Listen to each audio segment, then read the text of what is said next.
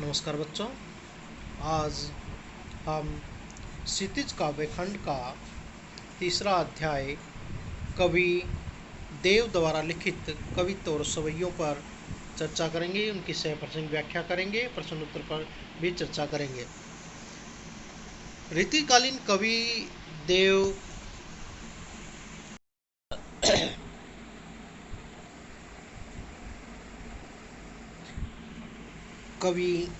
कवित्व और सवैयों की व्याख्या करेंगे।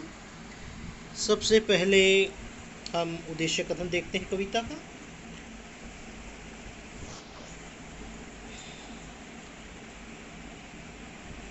पहले जो कवि सवैया है उसमें कृष्ण के राजसी सौंदर्य का वर्णन किया है, जिसमें उस युग की सामंतवादी वैभव का झलक दिखाई देता है। सवैया पायनी नुपुर बजे, कटी किमकनी के धुनी की मधुराई, सावरे अंग लसय पटपीत हिय हुलसे बने माल सुनहाई। माथे क्रीट बड़े दृग चंचल, मंद हसी मुख चंद जुनाही, जय मंदिर दीपक सुंदर ब्रज दुल्है देव सुभाई।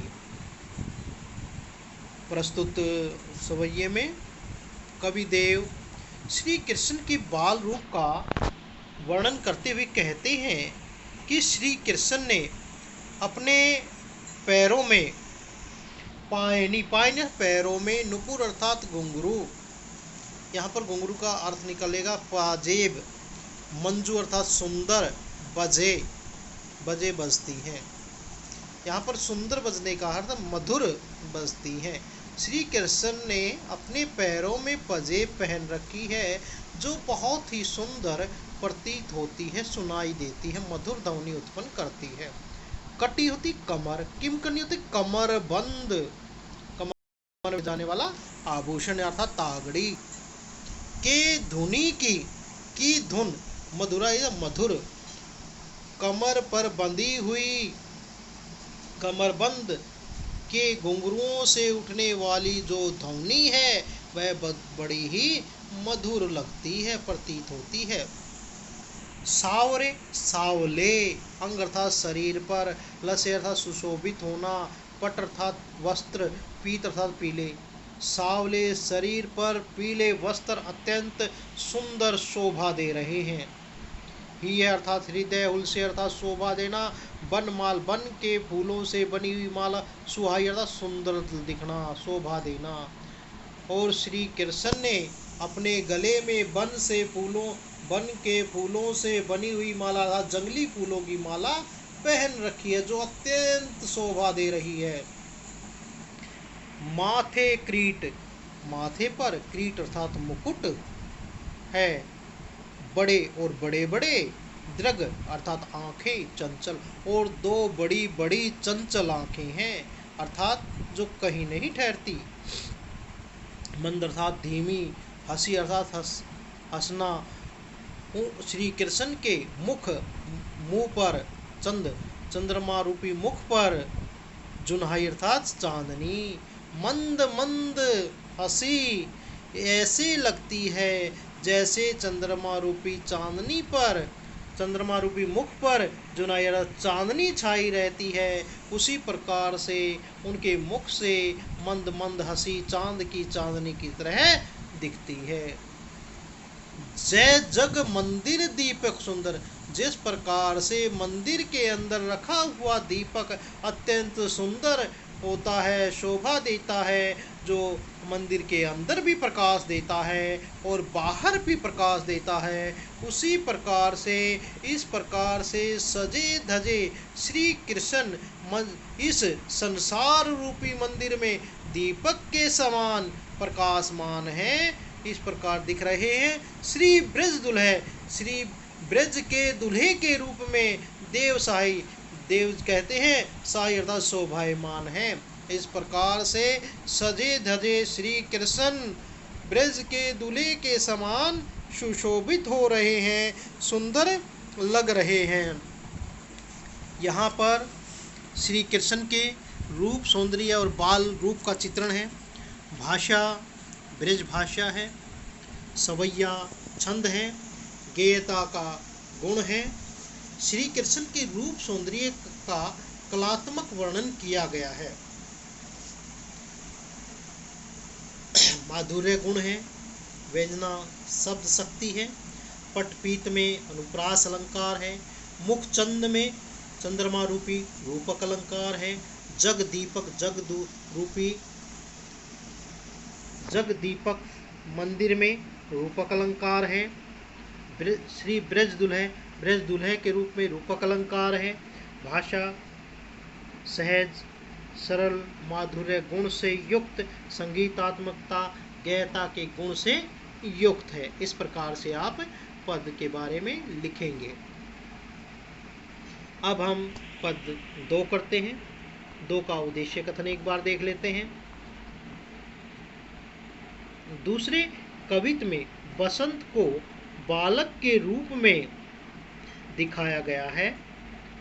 प्रकृति के साथ एक रागात्मक संबंध की अभिव्यक्ति हुई है।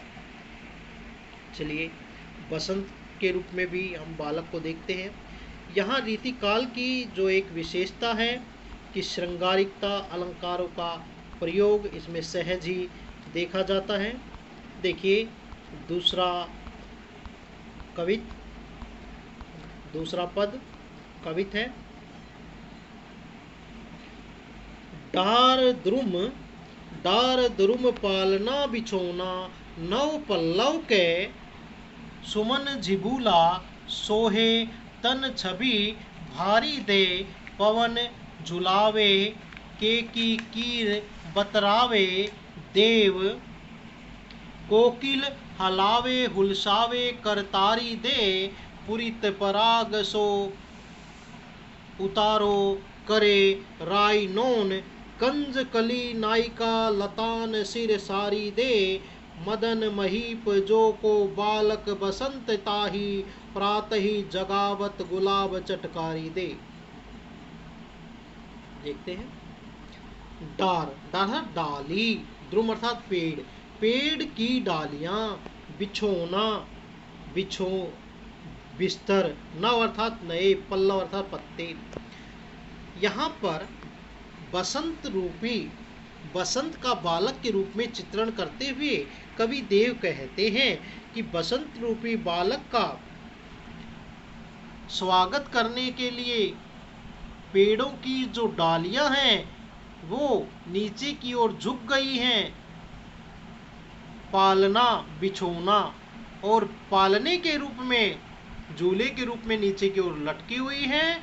पालना बिछोना और पालने उस झूले में बिछोने के रूप में नए नए पत्ते निकले हुए हैं। सामान्य क्रिया में बसंत के मौसम में पेड़ों पर नए नए पत्ते आ जाते हैं और पत्तों के आ जाने से जो पेड़ की डालियां हैं वे निरंतर झुक जाती हैं। कवि को ऐसा लगता है मानो कि ये सब कुछ बसंत रूपी बालक का स्वागत करने के लिए पेड़ ने अपनी डालियां झुका दी हैं और नए नए पत्ते उस झूले में बिछोने के रूप में बिछाए हैं। सुमन झिबूला, उस बसंत रूपी बालक का सौंदर्य बढ़ाने के लिए फूलों रूपी जो झिबूला ढीला ढाला वस्त्र सोहे, सुंदर लगना, तन अर्थात शरीर, छवि अर्थात सुंदरता भारी दे, उस बसंत रूपी बालक के शरीर पर अत्यंत सुंदर छवि सौंदर्य बढ़ा रहे हैं। पवन झुलावे, और पवन क्या करते हैं, झूला झुलाता है। इस बसंत रूपी बालक को हवा झूला झुलाती है। केकी कीर, मोर और तोते, केकी अर्थात मोर, कीर अर्थात तोता, मोर और तोता बतरावे देव, बतरावे बतलाते हैं। इस बसंत रूपी बालक के साथ खेलने के लिए मोर और तोता इससे बातें करते हैं। कोकिल कोयल, हलावे हुलसावे कर तारी दे। इस बसंत रूपी बालक के साथ इसका मन बहलाने के लिए इसके साथ हंसी करते हुए इसके साथ ताली दे देकर इससे बातें करती हैं। पुरित पराग, कमल की का फूल। पुरित पराग कोसो उतारो करे राइनोन। कमल के पत्ते, कमल का पराग फूल, कमल का जो पराग है, बीज है, कण है, सो अर्थात से उतारो उतारते हैं, करे करके राइनोन, राइनून का जो टूटका है, इस बसंत रूपी बालक की नजर उतारने के लिए कमल के जो बीज है उनसे नून और राई का जो टोटका नजर उतारने के लिए महिलाएं करती हैं, उससे इस बसंत रूपी बालक की नजर उतारी जाती है। कंजकली, कमल की कली नायिका, कमल की कली रूपी नायिका। लता तथा लता, कमल की कली रूपी बेल। सिर साड़ी दे, सिर पर साड़ी रखकर।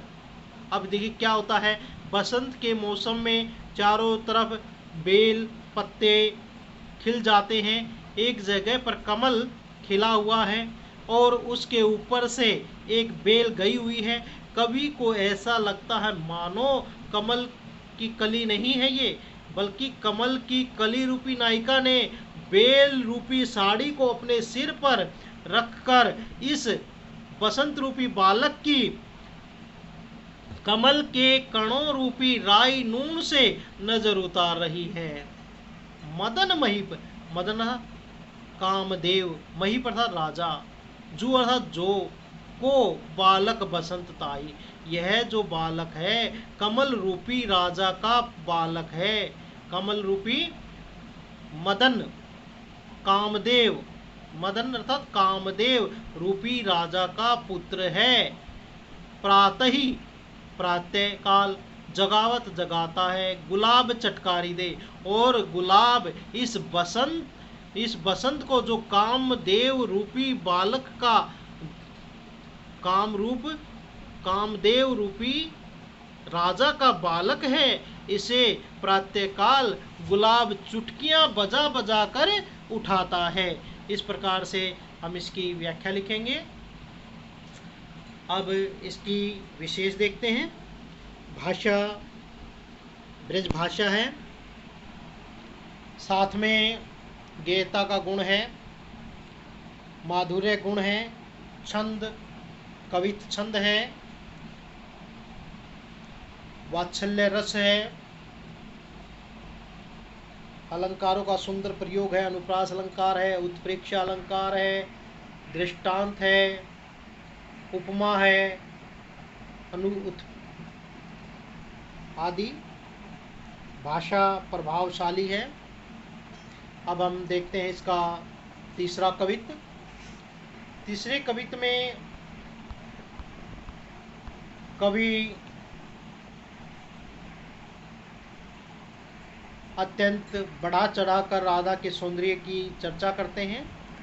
देखते हैं, देखिए पूर्णिमा रात के सौंदर्य का वर्णन है। जिस प्रकार से चित्र में रात दिखाई गई है, चंद्रमा निकला हुआ है, रात का दृश्य है और चारों ओर अत्यंत साफ स्वच्छ बादलों से युक्त आसमान दिखाई दे रहा है। ऐसी पूर्णिमा रात का वर्णन करते हुए कवि इस कवित्त में कहते हैं, फटिक सिलानी सो सुधारो सुधा मंदिर उदधि दधि कोसो अधिकायो उमंगे अमंद बाहर ते भीतर लो भीति न दिखाए देव दूध कोसो फेन फैलो आंगन फरस बंद तारासी तरुणी थामे थाड़ी झिलमिली होती मोतिन की ज्योति मिलो मलिका को मकरंद आरसी से अंबर में आभासी उजरी लगे प्यारी राधिका को प्रतिबिंब सो लगत चंद। देखिए क्या करें हैं, फटिक एक विशेष प्रकार का पत्थर जिसे स्फटिक भी कहते हैं, जो सफ़ेद रंग का होता है। इसकी विशेषता है कि इसमें स्वयं अपना प्रकाश है, अंधेरे में भी यह प्रकाश उत्पन्न करता है। स्फटिक शिलानी, शिलानी अर्थात पत्थर, सो अर्थात के समान, सुधारो अर्थात सुधारना, अच्छा करना, सुधा अमृत मंदिर। आकाश में पूर्णिमा रात के सौंदर्य का वर्णन करते हुए कवि कहता है कि आकाश में सफ़ेद स्फटिक के समान जो प्रकाश है वह फैला हुआ है और उस प्रकाश से सुधा रूपी अमृत रूपी मंदिर का निर्माण हुआ है आकाश में। उदधि, उदधि सागर, दधि दही को का, सो अर्थात के समान, दही के सागर के समान, अधिकायो अधिक, उमंग अर्थ उमंगे, लहरें, अमंद नए मंद हो जो धीमी ना हो अर्थात तीव्र। दही रूपी सागर, इस आकाश में यह सौंदर्य इतना अधिक साफ और स्वच्छ है कि दही के ऐसा लगता है मानो जैसे दही के सागर में न मिटने वाली अत्यंत तीव्र गति से लहरें उठ रही हों। बाहर से भीतर, बाहर से लेकर भीतर तक, भीति न दिखाई देव, भीति अर्थात दीवार, न अर्थात नहीं दिखती। कवि देव जी कहते हैं इस सुधा रूपी मंदिर में इतनी अधिक सफाई है, जिस प्रकार से दूध दही के सागर में लहरें उठ रही हैं वह इतना साफ और स्वच्छ है कि कहीं भी कोई दीवार तक दिखाई नहीं देती। भीतर तक बाहर तक दीवार, भीति नहीं दिखे, दीवार नहीं दिखाई देती।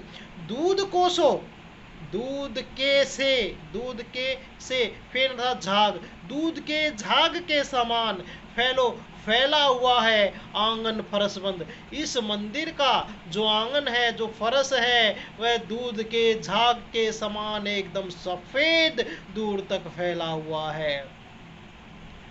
तारोसी, तारों के समान, तरुणी अर्थात नव युवतियां थामे ठाड़ी झिलमिल होती। इस सुधा रूपी मंदिर में तारों रूपी नव युवतियां अपने सौंदर्य में झिलमिलाती हुई खड़ी हैं। मोतिन की ज्योति मिलो, और इस इनको मोतियों की ज्योति के समान जो सौंदर्य है वह मिला हुआ है। कैसा? मलिका को मकरंद, और इनके शरीर से मलिका के फूल की जो सुगंध है वह आ रही है।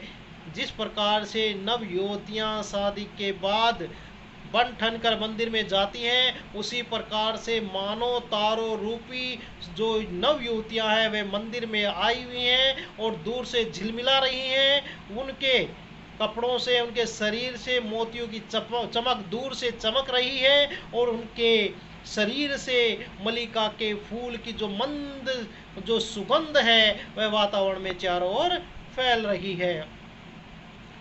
आरसी से, आरसी दर्पण से, अंबर में, दर्पण के जैसे अंबर अर्थात आकाश में आभा प्रकाश सी उजरी लगे। जिस प्रकार से दर्पण में, शीशे में सब कुछ स्पष्ट दिखाई देता है, उसी प्रकार से इस आकाश रूपी दर्पण में यह सारा सौंदर्य इतना अधिक एकदम साफ और स्वच्छ दिखाई देता है। यहाँ पर पूर्णिमा रात की सौंदर्य का वर्णन इस प्रकार से कवि ने किया है। आगे कवि कह रहा है, जिसलिए यह संपूर्ण पद लिखा गया, जो रीतिकाल का स्पष्ट प्रभाव यहाँ पर आपको दृष्टिगोचर होगा। यह सारा सौंदर्य इस एक पंक्ति के लिए लिखा गया। प्यारी राधिका को प्रतिबिंब सो लगत संद, कवि कहता है कि यह सारा सौंदर्य, यह पूर्णिमा रात का जो सौंदर्य है, जो चांद के द्वारा इस प्रकार से फैलाया गया है, प्यारी राधिका, प्यारी राधा के सामने प्रतिबिंब, प्रतिबिंब होता परछाई, सो अर्थात के समान लगातार लगता है यह चंद्रमा। सारे सौंदर्य को देने वाला यह चंद्रमा भी प्यारी राधिका के सामने उसकी परछाई के समान आप अनुमान लगा सकते हैं कि जो सौंदर्य इतना अधिक है चांद का, और उस वह चांद भी इतना सौंदर्य देने वाला भी राधा की परछाई के समान है, अर्थात काला है, मंद है, तो राधा कितनी अधिक सुंदर होगी। रीतिकालीन कवियों के द्वारा इस प्रकार से अपने सौंदर्य का वर्णन किया गया है। यहाँ पर अंतिम पंक्ति में व्यतिरेक अलंकार भी है। अब यहाँ पर हम इसके विशेष देखेंगे। भाषा ब्रज, सवैया छंद,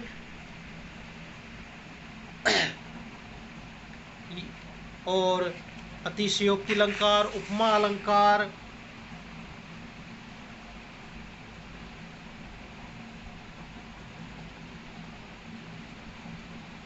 उपमा, रूपक, अनुप्रास आदि अलंकारों का सहज प्रयोग हुआ है। तत्सम और ब्रज भाषा का प्रयोग है। गेयता का गुण है। धन्यवाद। इस प्रकार से आप सप्रसंग व्याख्या लिखेंगे और इसके साथ आपको वस्तुनिष्ठ प्रश्न दिए जाएंगे जिनका आपने उत्तर लिखना है। व्याख्या को ध्यान से सुने और प्रश्न उत्तर लिखें। धन्यवाद।